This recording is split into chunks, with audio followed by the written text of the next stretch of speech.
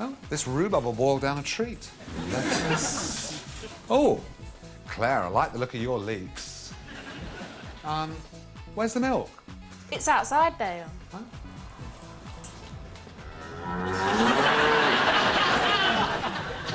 No. Inside the house, you'd have no idea you were on a farm. Let's have a look. We've got Claire's award here for her part in Dick Whittington. Oh, yes. 40 miles to London. And still no sign of a clue to his identity. Ah, a collection of status thimbles, perhaps?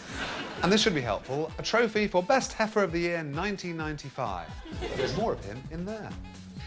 This is the dining room. But who serenades who on this?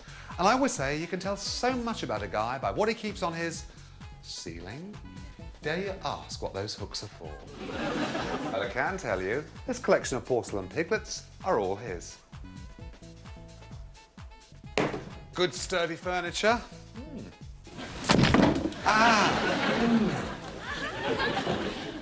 Baby Jessica's room. Strong poo theme in there. Well, to be expected at that age. This is what I'm looking for, the bedroom. It would seem that the other half you're looking for is a very keen skier, is mad for Nottingham Forest Football Club, look at all those programmes, and Claire is just brilliant. She allows him to put his favourite poster up on the wall. Is it Pamela Anderson? Is it Melinda Messenger? No, it's a Massey Ferguson 300. Nice tyres. I've seen the poster. Time to drive the dream.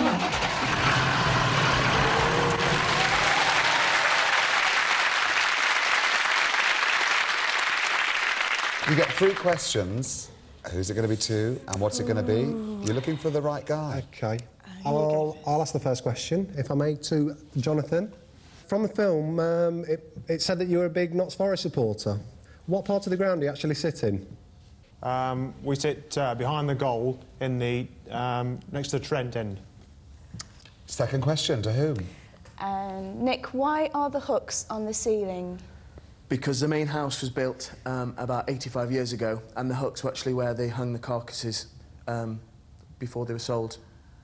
I've got the look for... I don't hang carcasses. There's a one. My washing. Where else can you hang? I don't like those things that you hang your washing out to dry on. Third question, who's it going to be to? What's it going to be? I'll ask Paul, if I may. What's the significance of the thimble collection? When we got together, we started to collect thimbles right from the word go, because it was Claire's way of collecting something, so that's what she did, and we continued from there. Was that a satisfactory answer? Dubious. Dubious. Now, who did you leave out? You left out Simon, didn't you? You left out Simon. Is that because you favour him or you don't, or...? He looks shifty. More clues coming up. Now, Claire, your other half, if he had a secret fantasy, a secret date, perhaps someone famous, who would it be with? Oh, he does actually like Kate Winslet. He said he'd like to run off with her somewhere, but then that'd be quite good because I'd get Leonardo DiCaprio. Good answer. So one of these guys would probably look good with Kate Winslet. Yes, they're all smiling. I think they're all up for that, I tell you. Hello. Hiya. What's all this with the legs here? Hiya. And don't stand like that. That's how I started. Don't do that.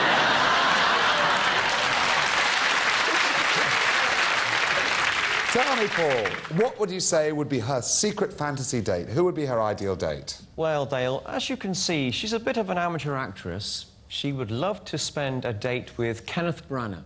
Oh. To be with one of her fellow thespians. Thespians. Yes, I heard you the first time. Nick. Her ideal date would have to be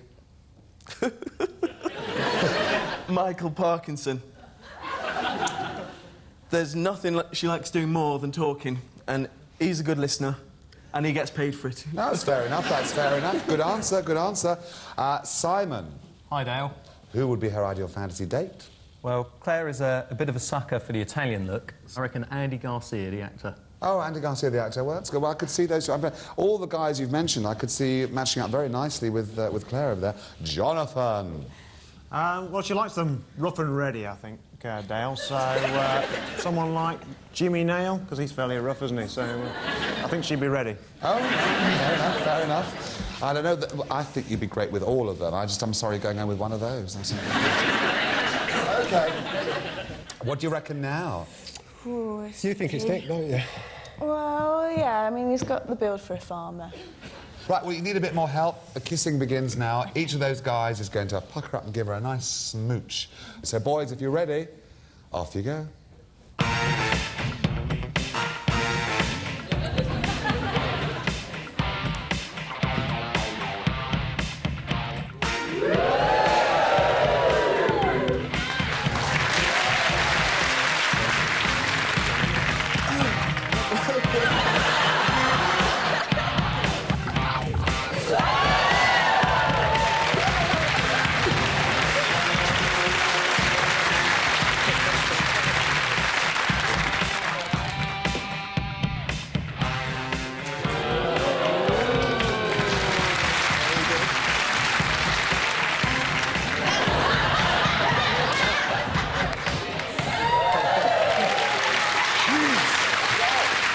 Are you all right, Claire? Would you like a glass of water, love? I'll lie down. You enjoyed it? I bet.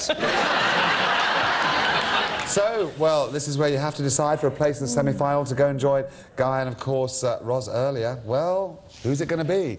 Will it be Jonathan? Will it be Simon? Or will it be Nick? Or is it Paul? You need to tell me for a place in the semi-final. Well, I think Nick, but Andy. Oh, I think it's Jonathan. You think it's Jonathan? I do. But, as Tonya always has a way, I'm going to overrule her for once. Oh, I love it. A bit of conflict on the sofa. Oh, there's a lot more relax and get into this. Well, she gets away, Dale, but tonight is my night, and I will pick Jonathan. Let me tell you, it might be your night now. When you get home, it won't be your night. Yeah. If you've got it wrong, I promise you.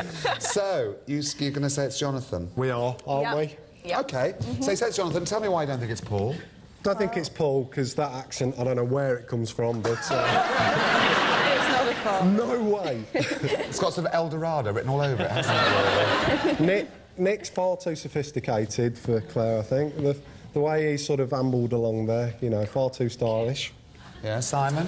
Simon, Well, we overruled the him. Bart Simpson socks ruled him out immediately. So you're sure it's Jonathan? We think so. I think the go for football Jonathan. question, he gave a good answer there. Either Trent Bridge is right, and I know Nottingham Forest because I used to live in Nottingham. That's right. Well, let's see if you're right, whether you're joining us for the semi-final or not. I wonder.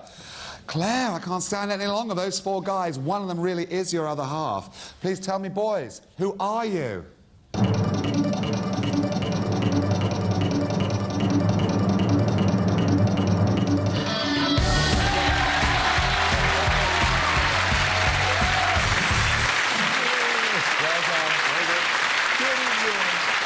To our decoys, they were wonderful. You fooled nobody. You fooled nobody, which means you're going to go home with a case of champagne. Is that all right? Thank you. You were absolutely wonderful. They were great.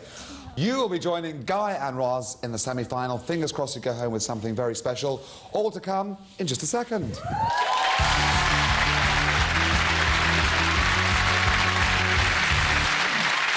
Here's where we find out what they're going home with tonight. I wish you all lots of luck. I really, really do. Best of three, guys, take your place at the podiums. I'm going to give you clues which are on these cards, the identity of famous couples. You buzz in when you think that you know the answer. More importantly, it's your other half who has to give me the reply. OK, you ready? Here we go. Arthur Conan Doyle created this detective couple. They lived at 221 B. Baker... Oh, straight away, Andy. I haven't got a clue. No? Not a clue. Oh, Tonya, which means the remainder of the clues goes to Roz and Guy. They lived at 221 Baker Street. He used to say elementary a lot. Sherlock Holmes and Watson. Is the right answer. To stay in the game, you need to get this one right. Now, this fictional couple both wear tights. He robs from the rich and gives to the... And they both went for it at the same time. Andy, which means that, Tonya, you've got to give me an answer. Robin Hood and Maid Marian. It's the right answer. 1-all. 1-all.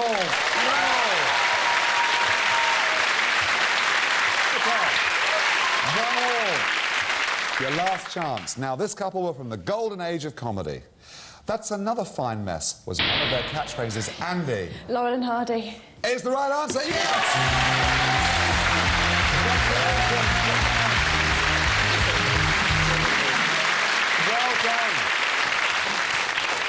You might be going somewhere absolutely fabulous. We'll sort that out in just a moment. But you, on the other hand, oh, Ros and Guy, oh, and you let me around your house.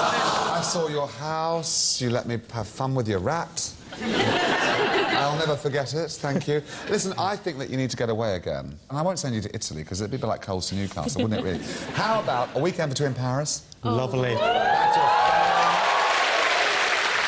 You are going goodness knows where as we go into the final. I cannot wait to find out what Andy and Tonya are going home with tonight.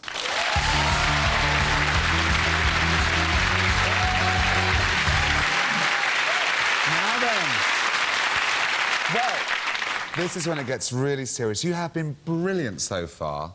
Now, you know what you're playing for tonight. I can tell you this is it. This is the moment. It will be either the M25, a trip round it, and I'll make you go on it, I promise you I will, or £1,000, or you are playing for tonight's star prize, which is a holiday for two in New York. Have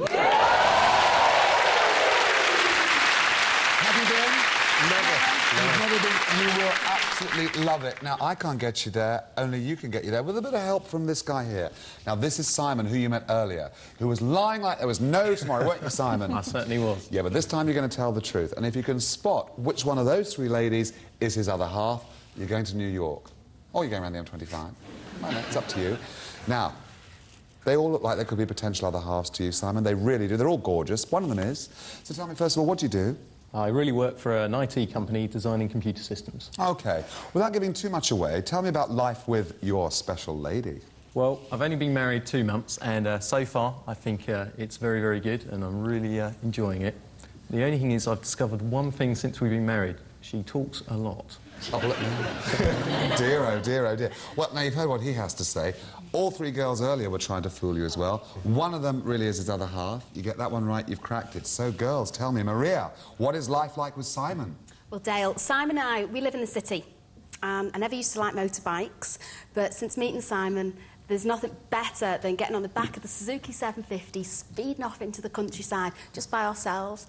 Thing is, after he's been tinkering around with the bike, his hands get really greasy and he makes a mess around the house, but I've made him wash them tonight.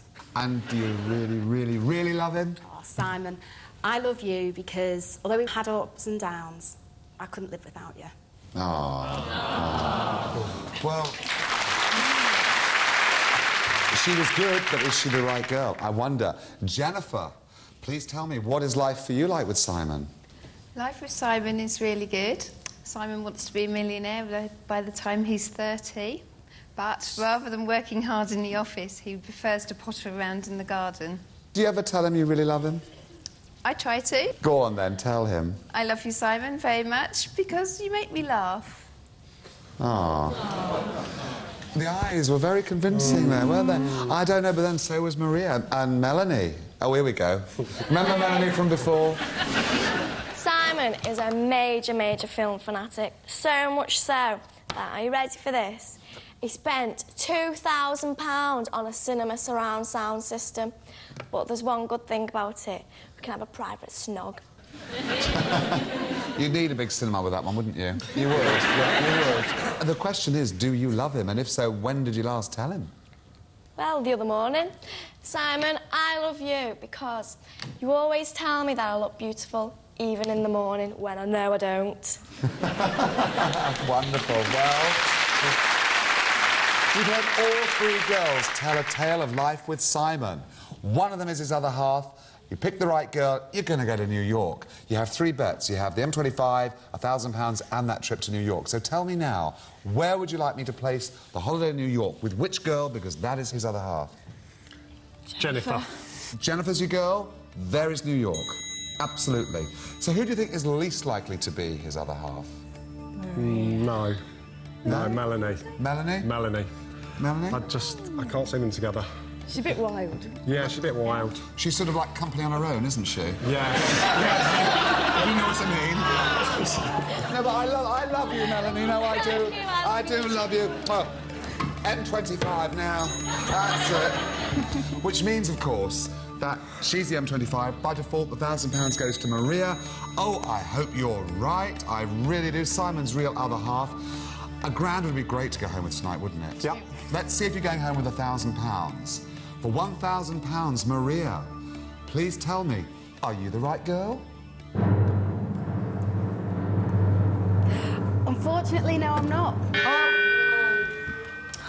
Well, now, I hope I didn't sway you in any way about Melanie. Because if she is the girl, you're going around the M25. and it just isn't the done thing, so I want you to go to New York. They want you to go to New York. It has to be. Please tell me, Jennifer, for a trip to New York, are you the right girl? The Statue of Liberty says yes.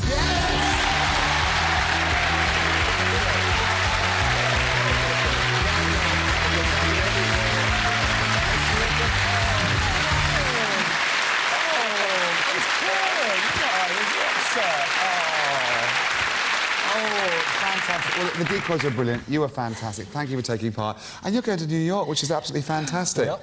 That is it for us for another edition of The Other Half. I'm going home for a quick fondue. I'll see you next week.